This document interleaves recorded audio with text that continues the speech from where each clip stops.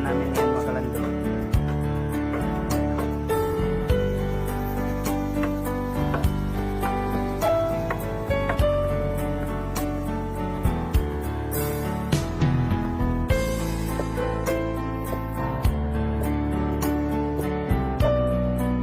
Igo na yung tiyan ng dia.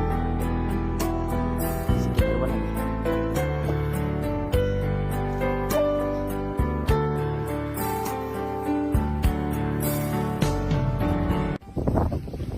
For today's mini vlog mga klando, yan, magbayo muna kami ng palay.